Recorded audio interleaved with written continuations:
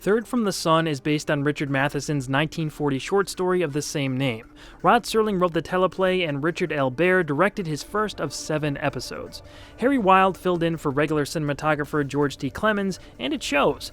Baer and Wilde conceived of a very distinctive and odd look for this episode, and it all makes sense considering where the story was headed.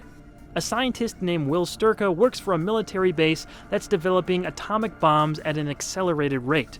War is close to happening, and with it, the destruction of the entire world. The government is identifying anyone who speaks out against their plans, and people are warned to even be careful of what they think. Sturka has been conceiving a plan with his friend, pilot Jerry Ryden, to take their families and escape into space on an experimental ship before it's too late.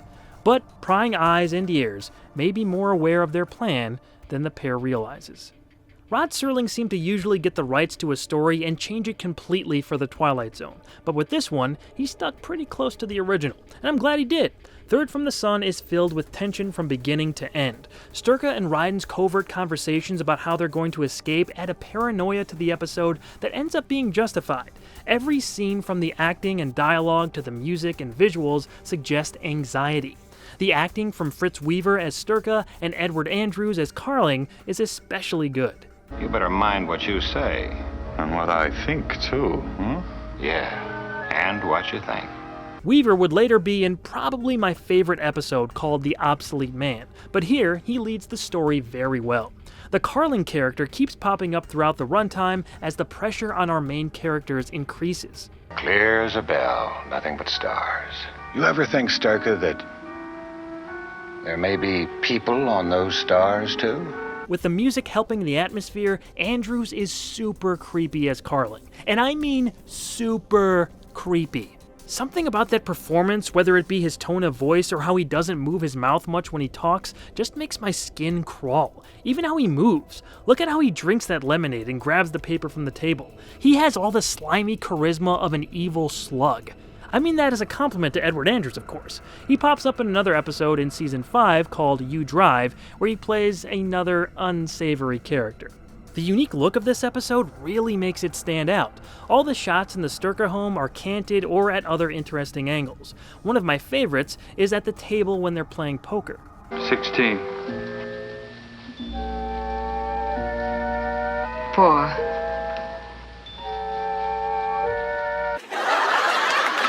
Okay, no more for the cheerleader, okay? Most of these scenes are either lit from underneath or in a way to create interesting and somewhat unnerving shadows. The set decoration and art direction by Rudy Butler, Henry Grace, George W. Davis, and William Ferrari also provide clues in the background about what the story might be hinting at revealing. Everything looks kind of off, although I do love that phone.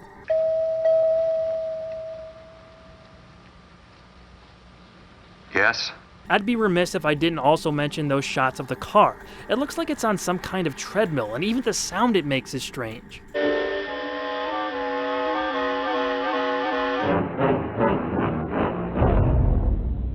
The two families make it to the area where the spacecraft is, which is in the shape of a flying saucer, but are stopped at gunpoint by Carling. They're able to fight him off and ascend away in the aircraft before the powers that be can stop them. Quick note, the flying saucer and I believe the interior plus the stock shot of it flying are from the 1956 movie Forbidden Planet. Twilight Zone reused a lot of set pieces and props like that from other MGM productions since they shot at their studios and on those same backlots. Once safely on their voyage, Sturka and Ryden mention they're looking to travel to a planet 11 million miles away. It's the third planet from the sun, Bill. It's called Earth. It's a great reveal that's slowly built up throughout the episode. Everything from how the car sounded, to the phone, the music Sturka listens to early on, and the background clues like the strange set dressing and camera shots tell you that this isn't quite the place we live. I really like that painting in the background that also foreshadows how they're trying to escape a doomed world.